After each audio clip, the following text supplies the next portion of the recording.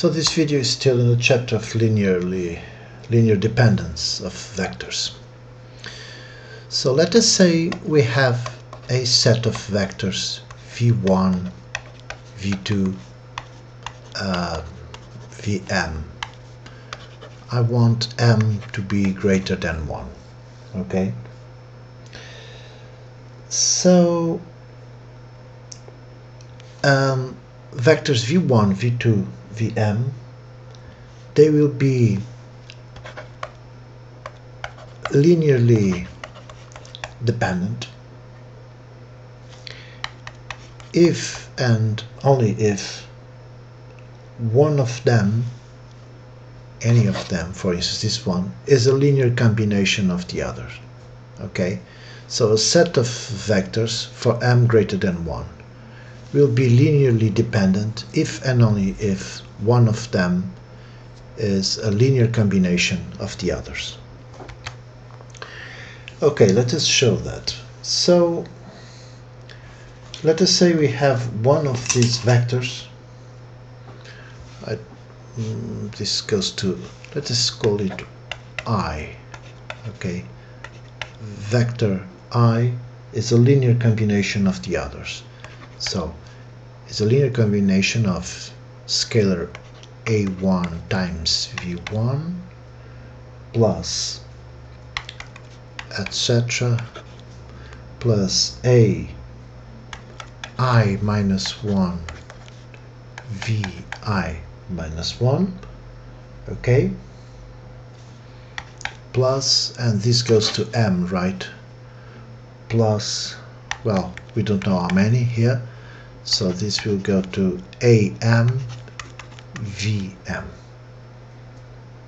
Okay, so if this happens, so if one is a linear combination of the other, so that will be vi, v of I will be here. So if this happens, let us say we add minus v of I to both sides. Okay, so this will be the next step. Okay, if I do this, I'm going to get 0 here, right? But the coefficient here is not 0.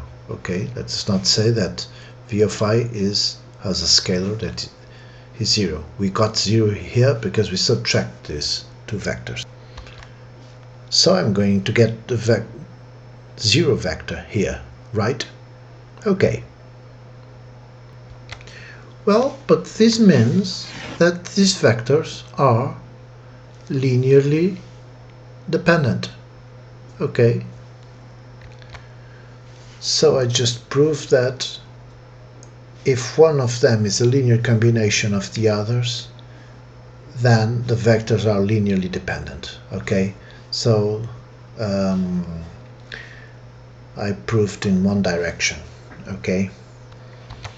So I just proved that if one of the vectors is a linear combination of the others, right, that means that the set of vectors is linearly dependent. Okay, let us prove now that if the set of vectors is linearly dependent, then one of them will be a linear combination of the others. Okay, so let us prove now in this direction. Okay, so the vectors are linearly dependent. So we have b1 v1 plus etc. plus bj vj plus bm vm. We are always supposing that m is greater than 1, and they are all equal to the 0 vector, so they are linearly dependent. Okay. But these b1s, bj, bm, they are not 0, not all of them. That's why they are linearly dependent. Not all of them. Okay, so let us say that this one is 0, that this one is 0, but the survivor is this one. Okay, So this one is not 0, because in order to be linearly dependent, not all of them can be 0. Okay, so let us say that this is the happy one. This one is not 0. So if this one is not 0, I have